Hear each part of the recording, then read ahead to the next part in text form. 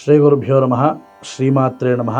మనము ఈరోజు పూజలో సంకల్పము ఎందుకు చేయాలి అనే విషయాన్ని మనం ఇప్పుడు తెలుసుకుందాము. అసలు సంకల్పము అంటే మనము ఉండే ప్రదేశము, మన చుట్టూ ఉండే దేశకాలాల విషయములు అవి తెలుసుకోవడం వలన మనం ఏదైతే పూజ చేస్తున్నామో దానికి సంబంధించిన పూర్తి పరిపక్వత మనకి వస్తుంది. ఉదాహరణకి మనము ఎవరికైనా ఒక లెటర్ రాయాలనుకోండి, దానికి ఫ్రమ్ అడ్రస్ అనేది రాస్తాం కదా. ఆ ఫ్రమ్ అడ్రస్ లేకపోతే లెటర్ వాళ్ళకి వెళ్ళదు. ఆ ఫ్రమ్ అడ్రస్సే మనము చెప్పుకునే సంకల్పము. దాంట్లో సంకల్పములో మనకి మొత్తము 60 సంవత్సరాలు ఉన్నాయి. ఆ 60 సంవత్సరాల్లో మనము ఇప్పుడు ఏ సంవత్సరంలో ఉన్నాము, ఆ తర్వాత మనము ఏదైతే ఋతువు, అయనములు, అలాగే తిథి, వార, నక్షత్రాలు, అలాగే యోగము, కరణము, ఇలా ప్రతిదీ కూడా మనము చెప్పుకోవాలి. కాబట్టి అవి చెప్పుకుంటూ మనము పూజ చేసుకోవడం వలన మనం ఎక్కడైతే ఉన్నామో ఆ ప్రదేశము, ఎగ్జాంపుల్ గా ఇప్పుడు మేము హైదరాబాద్ లో ఉన్నాం. హైదరాబాద్ లో చెప్పుకోవాల్సిన సంకల్పం వచ్చేసి శ్రీశైలస్య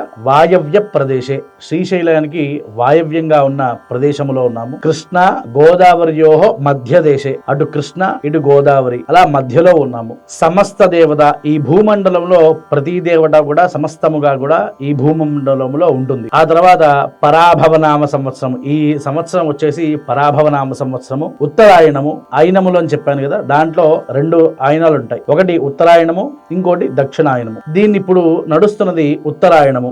ఇప్పుడు ఋతువు అంటే మనకు మామూలుగా మనకందరికీ తెలుసు, సీజన్ అంటాం. ఆ సీజన్స్ లో ఇప్పుడు ఉన్నది వసంత ఋతువు. ఇప్పుడు నడుస్తున్న మాసము వచ్చేసి మనకి మొత్తం 12 మాసాలు. దాంట్లో చైత్ర మాసములో ఉన్నాము. అలాగే 2 పక్షాలు ఉంటాయి, ఒకటి శుక్లపక్షము, ఇంకోటి కృష్ణపక్షము.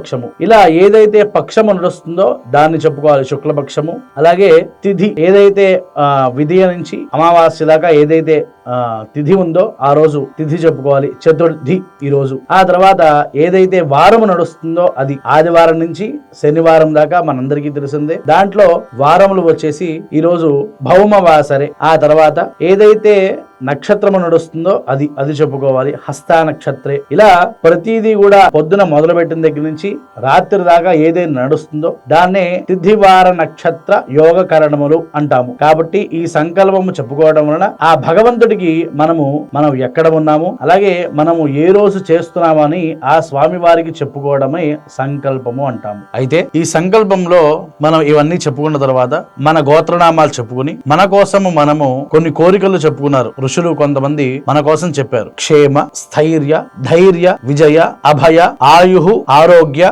ఐశ్వర్య, అభివృద్ధి అర్థం ఇవన్నీ కూడా చెప్పుకుని, అలాగే మన ఉద్యోగ పట్ల గాని, మన పిల్లల భవిష్యత్తు చదువు గాని, అలాగే ఇంట్లో ఉన్న పెద్దవాళ్ల ఆరోగ్యపరముగా గాని, ఇవన్నీ కూడా ఎవరైతే బ్రహ్మగారు మీతో కార్యక్రమాలు చేయిస్తున్నారో వాళ్ళు మీతో చెప్పిస్తారు. అవి చెప్పుకుని ఏదైతే మనము పూజ చేసుకుంటున్నామో ఆ దేవతకి నమస్కారం చేసుకుని, ఆ తర్వాత ఒకవేళ సత్యనారాయణ స్వామి వ్రతం అయితే సత్యనారాయణ స్వామి వ్రతము, అలాగే ఇతర ఏ దేవత పూజ అయినా, ఏ దేవత వ్రతమైనా సరే వాళ్ళ పేర్లు చెప్పుకొని వ్రతం కరిష్యే అని చెప్పుకుంటాం. అక్షతలో నీళ్లు కూడా వదిలిపెడతాం. కాబట్టి ఇది సంకల్పం యొక్క విశేషము. నమస్కారం.